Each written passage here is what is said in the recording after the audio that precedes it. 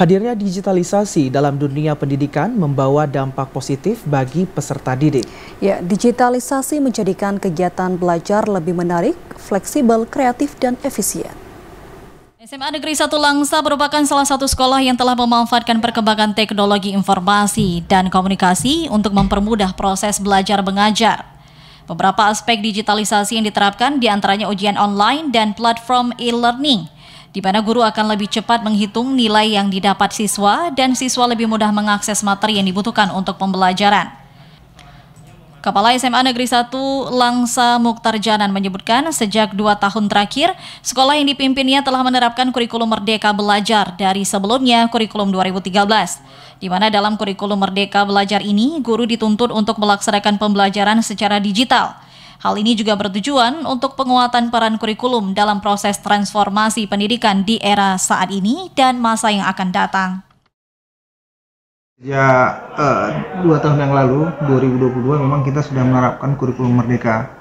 Di kurikulum Merdeka itu memang guru-guru dituntut untuk melaksanakan pembelajaran itu dengan digital, dan untuk mengaksesnya sebenarnya di akun PMM, platform Merdeka Mengajar, sudah disediakan tentang digitalisasi pembelajaran.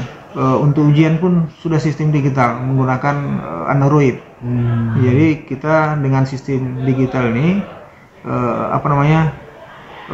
kegiatan ujian itu atau asesmen itu lebih efisiensi. Para siswa mengaku penerapan digitalisasi dalam pembelajaran memberikan daya tarik tersendiri. Mereka menjadi lebih mudah dan cepat mendapatkan informasi baru, dan materi pembelajaran meningkatkan kreativitas serta bisa mengeksplor kemampuannya. Dengan adanya pembelajaran dengan berbasis digital ini bisa lebih mengeksplor kemampuan mereka. Karena di dunia yang serba cepat ini, kita memang dituntut untuk bisa memproses informasi itu dengan cepat, dan dengan adanya pembelajaran berbasis digital itu juga melatih literasi digital yang kita punya gitu. Jadi dengan literasi digital kita bisa survive. Bahwasanya teknologi itu memudahkan sekali para siswa dalam menjangkau informasi, mengakses media pembelajaran dan lain sebagainya.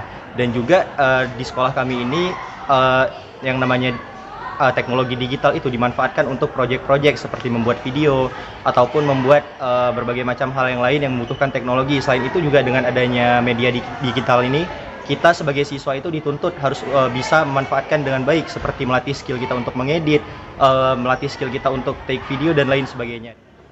Dengan adanya pergeseran pembelajaran dari cara konvensional ke teknologi digital akan dapat mendorong siswa siap memasuki dunia kerja global yang tengah mengalami transformasi digital. Tim Liputan TVRI Aceh melaporkan.